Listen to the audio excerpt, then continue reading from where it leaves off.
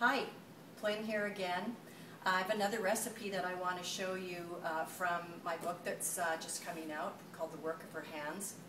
This one is called Grand-père et Grand-mère, and it's a stew recipe. And so we're going to start right away, and I'll tell you a bit more about it as we go along. I'm preheating my Dutch oven here, which is the kind that my grandmother would have used, and we're going to add 2 tablespoons of butter. Now, of course, in our world today, you could use margarine, or if you wanted to use olive oil, you could do that as well. But I'm doing it exactly the way my grandmother did it. And so we're going to get this butter going in here. We want it to be nice and bubbly. And this is a beef stew and dumpling recipe that my grandmother learned from her mother-in-law. Okay, that's kind of nice and bubbly here. So I'm adding about 1 pound of stewing meat. There we go. And we're going to let that brown on all sides. Here we are. We've got this browned on all sides. Now we're going to add about a medium sliced onion. Now, why it's sliced and not chopped, I have no idea. There's not much chopping going on in my grandmother's recipes. And I think that's because she probably just didn't have time to do the chopping. Slice it up and put it in the pot. Now, we're going to add some salt and pepper to taste.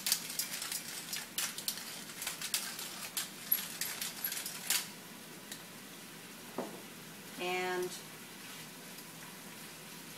we're going to let that cook sort of at about medium, between medium and medium-high heat for about 5 minutes. So we'll just let that go for now.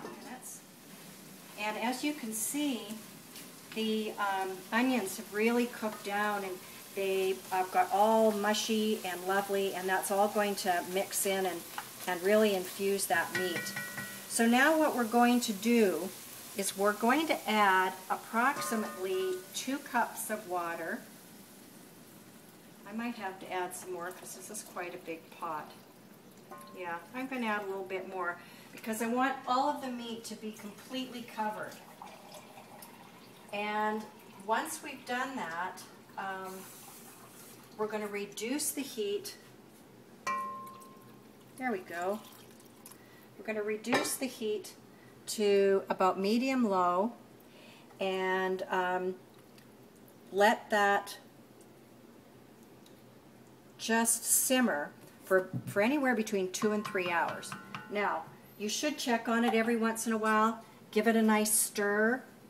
And if the water is reducing too low, just add a little bit more so that the meat is continued to be covered. So we're really just doing a slow, I guess, braising on this meat.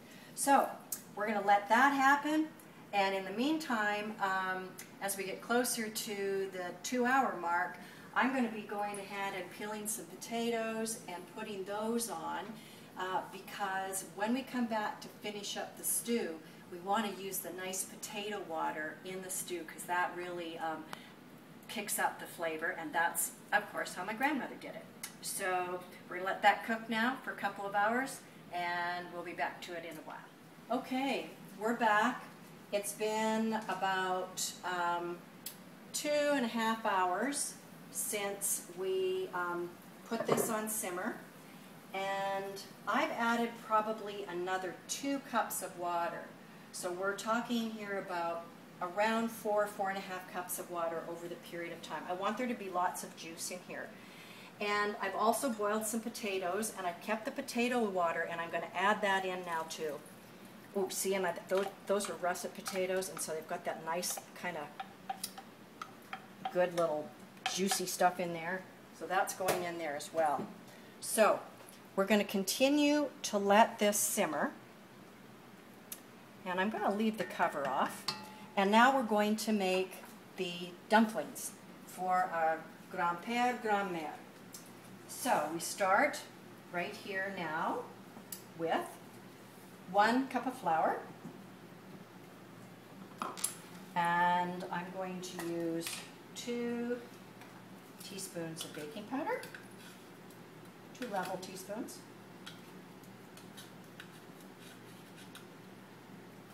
Okay, and I'm going to mix that together. Just get a nice, blend on those 2 ingredients together. And then I'm going to start to make this little batter, which is almost like pasta more than a biscuit. So I'm going to add about 1/4 cup. I've got about half a cup of milk in there. I'm going to add 1/4 cup. A lot of these recipes that I have in my book are really approximate because, everything sort of changed as you work with these ingredients, and so that's a good half cup. I suppose it depends on the flour you use, whether you have need more or less. See, now I'm thinking I actually might need a little bit more. So, hang on.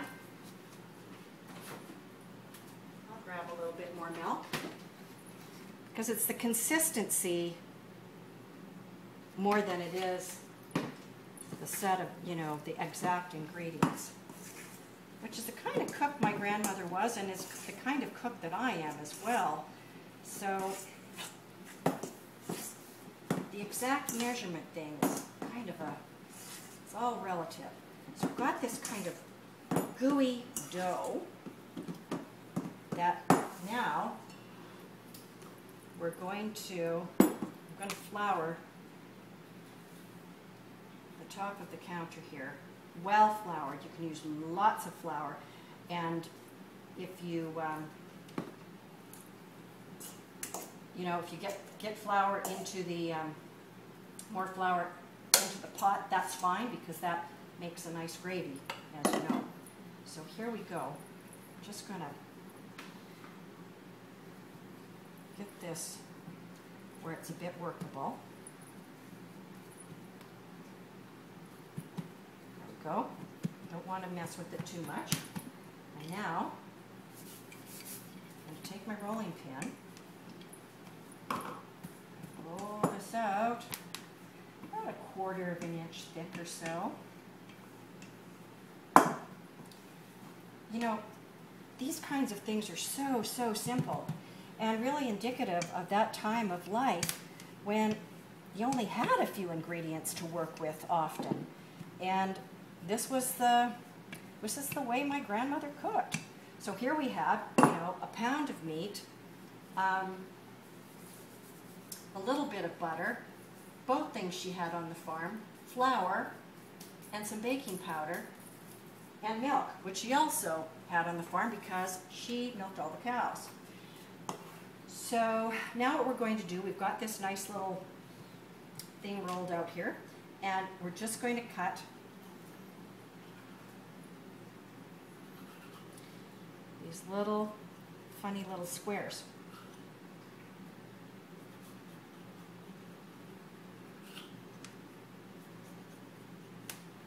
Now you may ask, why was this recipe called Grand-père et Grand-mère? No one knows, except that my grandfather was known for making up words and having little ditties and songs and all kinds of things, and this is what he always called this dish. And maybe he made it up when he was a little boy and it stuck, but this is what it's been called ever since. And as I say, it was a recipe, one of 2 recipes that my grandmother brought with her from her mother-in-law's house. Some of these little ones we might not use, but anyway, here we are. This is it. These are the dumplings. So what I'm going to do now, is my pot open? Yeah. Okay, so this is the hard thing about having a galley kitchen, because stuff is across the way here. Now, what I'm going to do is I'm going to put these in here. And we are going to just, right in here, you can just stay on there and I'll just bring these over. And I'm turning up the heat a little bit to get it to start simmering. And then once I have these in here, we're going to once again cover this up and let it simmer for approximately a half hour. And then these are ready to go. So these are almost like little squares of pasta, sort of a thick pasta rather than, as I say, a biscuit. But, oh, gosh, they're good. And maybe they taste good to me because this is what I remember. You know, I grew up on this kind of food. So I'm going to continue to add the rest of these, cover the pot, and let it simmer for a half hour, and then we'll look at our finished product. And I probably have flour on my face. Okay, we've let these lovely dumplings have a simmer for about half an hour. And you see how it's made a really nice gravy in there too? So let's serve this up. I've got some nice boiled potatoes here, and I'm going to add in, ooh, look at that, look at that. Look at those dumplings. All right. And now, this is how I would serve it.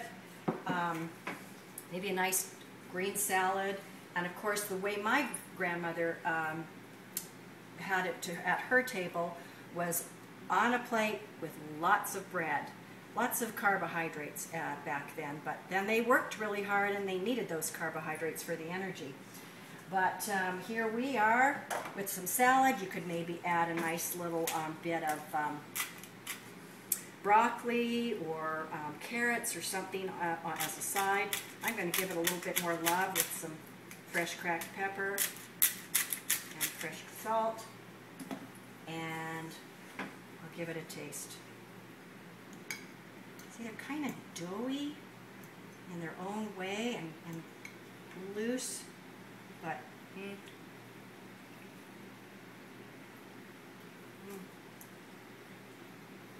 that's what I remember. And you can mash up your potatoes in here, and ooh, so good. Now, as I said, I'm gonna have a bite of this too. My grandmother made it in this very, very simple way, but of course you can embellish if you choose to. You know, you could add some garlic in with those sliced onions. You could even add some beef broth in if you wanted to. This taste here is really, really simple good. Simple good. No floury stuff going on here, but it's rib sticking and delicious, and that's the way they did it back then. So, thank you once again for joining me. Bon appetit, and I'll try another one soon. Bye.